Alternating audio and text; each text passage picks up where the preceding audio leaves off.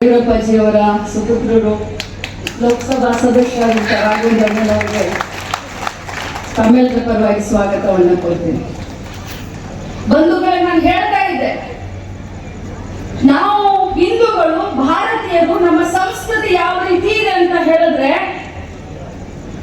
ನಾವು ಕಲ್ಲನ್ನ ಪೂಜೆ ಮಾಡ್ತೇವೆ,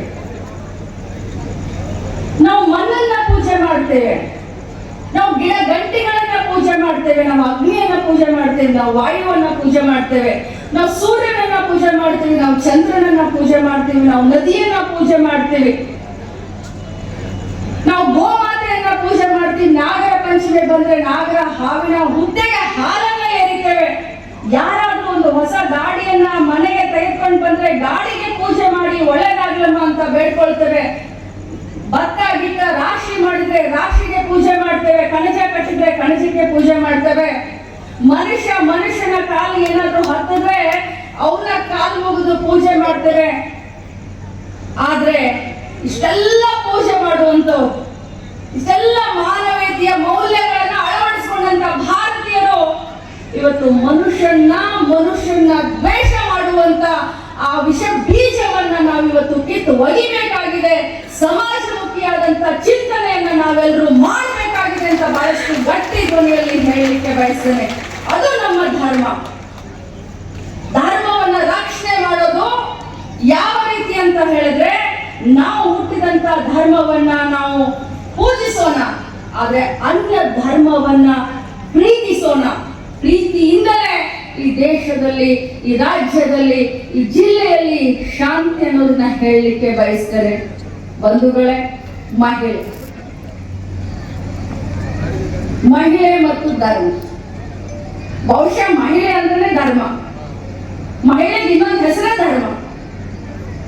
ಧರ್ಮದಿಂದ ಜೀವನ, ಹುಟ್ಟಿದಾಗಿಂದ ತನ್ನ ಕೊನೆಯ ಉಸಿರಿರುವವರೆಗೂ ಮಹಿಳೆ ಧರ್ಮದಿಂದಲೇ ಜೀವನ ಮಾಡೋದು. ತ್ರೈತಾಯುಗದಲ್ಲಿ ಜಾನಕಿ ಅಂದ್ರೆ ತ್ರೈತಾಯುಗದಲ್ಲಿ ಜಾನಕಿ ಅಂದ್ರೆ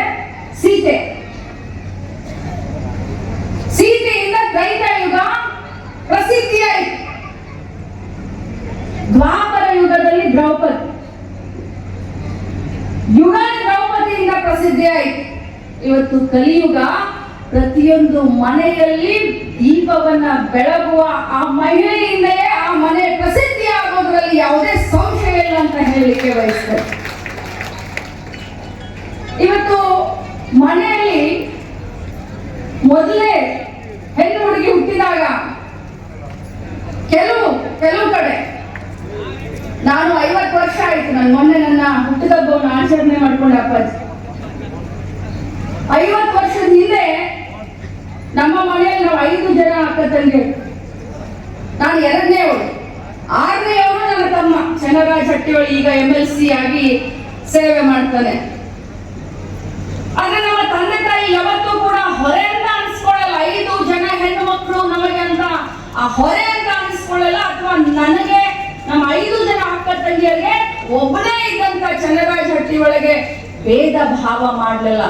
ಅದಕ್ಕೋಸ್ಕರ ಅವತ್ತು ನನ್ನ ತಂದೆ ತುಂಬಿದಂತ ಧೈರ್ಯ, ನಮ್ಮ ತಾಯಿ ಹೇಳಿಕೊಟ್ಟಂತ ಸಂಸ್ಕೃತಿ ಇವತ್ತು ರಾಜ್ಯದ 7.5 ಕೋಟಿ ಜನಸಂಖ್ಯೆಗೆ ಒಬ್ಬಳು ಮಹಿಳಾ ಮಂತ್ರಿಯಾಗಿ ಕೆಲಸ ಮಾಡ್ತಾ ಇದ್ದೀನಿ, ಧೈರ್ಯದಿಂದ, ಧರ್ಮದಿಂದ ಅಂತ ಹೇಳಲಿಕ್ಕೆ ಬಯಸ್ತೇನೆ.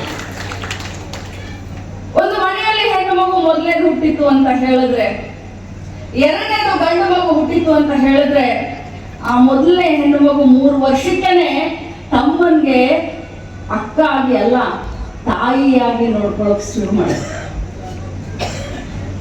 ಒಂದು ಮನೆಯಲ್ಲಿ ಗಂಡು ಮಗು ಮೊದಲನೇ ಮಗನಾಗಿ ಹುಟ್ಟಿ 2ನೇ ಹೆಣ್ಣು ಮಗು ಆದ್ರೂ ಕೂಡ ಆ ಗಂಡು ಮಗುವಿಗೆ 6 ವರ್ಷ ವಯಸ್ಸಾಗಿ ಆ ಹೆಣ್ಣು ಮಗುಗೆ 3 ವರ್ಷ ವಯಸ್ಸಾದ್ರೂ ಕೂಡ ಆ ಹೆಣ್ಣು ಮಗು ಆ ಅನ್ನನ್ನ ತಂಗಿ ರೀತಿ ಅಲ್ಲ, ಒಂದು ತಾಯಿ ರೀತಿ ನೋಡ್ಕೊತಾಳೆ. ನಮ್ಮ ಭಾರತ ದೇಶದಲ್ಲಿ ಮದುವೆ ವಯಸ್ಸು ಹೆಣ್ಣಿಗೆ 18, ಗಂಡಿಗೆ 21. ಯಾಕೆ? ಕಾರಣ ಏನು? 18ನೇ ವಯಸ್ಸಿಗೆ ಆ ಹೆಣ್ಣಿಗೆ ಅಷ್ಟೊಂದು ಪ್ರಬುದ್ಧತೆ ಇರುತ್ತೆ, ಜೀವನ ನಡೆಸಕ್ಕೆ, ಸಂಸಾರ ನಡೆಸಕ್ಕೆ, ಪರಿವಾರವನ್ನ ಮುಂದೆ ತೆಗೆದುಕೊಂಡು ಹೋಗ್ಲಿಕ್ಕೆ. ಮಹಿಳೆ 21 ವರ್ಷಕ್ಕೆ ಅಂದ್ರೆ 3 ವರ್ಷ ಮಹಿಳೆಯರಿಗಿನ್ನ ಅವರ ಬುದ್ಧಿಮತ್ತೆಯಾಗಿ ನೀವು ತಪ್ಪು ತಿಳ್ಕೊಳ್ಬಾರ್ದು. ಮತ್ತೆ ಯಾಕ ಮೇಡಮ್ ಈ ಬಾರಿ ಮಹಿಳಾ ಮಕ್ಕಳ ಕಲ್ಯಾಣ ಇಲಾಖೆ ತಗೊಂಡಿದ್ದಾರೆ, ಪುರುಷ ಮಹಿಳೆಯರ ಬಗ್ಗೆ ಇದನ್ನ ಮಾತಾಡ್ತಾ ಇದ್ದಾರೆ ಅಂತ ಅಲ್ಲ. ಮಹಿಳೆ ನಮ್ಮ ಸಂಸ್ಕೃತಿ ಆಗ್ಲಿ, ನಮ್ಮ ಧರ್ಮ ಆಗ್ಲಿ, ನಮ್ಮ ಪರಿವಾರ ಆಗ್ಲಿ, ಒಂದು ಹೆಣ್ಣಾಗಿ, ಮಗಳಾಗಿ, ಸೊಸೆಯಾಗಿ, ಅತ್ತೆಯಾಗಿ, ತಂಗಿಯಾಗಿ, ಅಕ್ಕ ಆಗಿ, ತಾಯಿಯಾಗಿ, ಅಜ್ಜಿಯಾಗಿ ಜೀವನದ ಪ್ರತಿಯೊಂದು ಘಟ್ಟದಲ್ಲಿ ಅಳಗಾಡದೆ ಧೈರ್ಯದಿಂದ ತನ್ನ ಪರಿವಾರವನ್ನ ಮುಂದೆ ತೆಗೆದುಕೊಂಡು ಹೋಗ್ತಾಳೆ. ನಾನು ಬಹಳ ಹೊತ್ತು ತಗೊಳ್ಳೋದಿಲ್ಲ, ಆದ್ರೆ ಒಂದು ಉದಾಹರಣೆಯನ್ನ ತಮ್ಮ ಎದುರುಗಡೆ ಹೇಳಲಿಕ್ಕೆ ಬಯಸ್ತೇನೆ. ನಾವು ದಿನ ನೋಡ್ತಾ ಇರ್ತೇವೆ ರೈತರ ಆತ್ಮಹತ್ಯೆ, ಆ ಆತ್ಮಹತ್ಯೆ, ಈ ಬ್ಯಾಂಕಿನ ಸಾಲಕ್ಕೆ ಹೆದರಿ ಆತ್ಮಹತ್ಯೆ ಮಾಡಿಕೊಂಡ್ರು. ಬಹಳಷ್ಟು ಪೇಪರ್ನಲ್ಲೋ, ಟಿವಿನಲ್ಲೋ, ಮಾಧ್ಯಮದಲ್ಲಿ ನಾವು ನೋಡ್ತಾ ಇರ್ತೇವೆ. ಆ ರೈತ ಆತ್ಮಹತ್ಯೆ ಮಾಡ್ಕೊಳ್ಳೋಕ್ಕಿಂತ ಮುಂಚೆ ಒಮ್ಮೆ ತನ್ನ ತಾಯಿಯ ಬಗ್ಗೆ, ಹೆಂಡತಿಯ ಬಗ್ಗೆ, ಮಕ್ಕಳ ಬಗ್ಗೆ ವಿಚಾರ ಮಾಡೋದಿಲ್ಲ.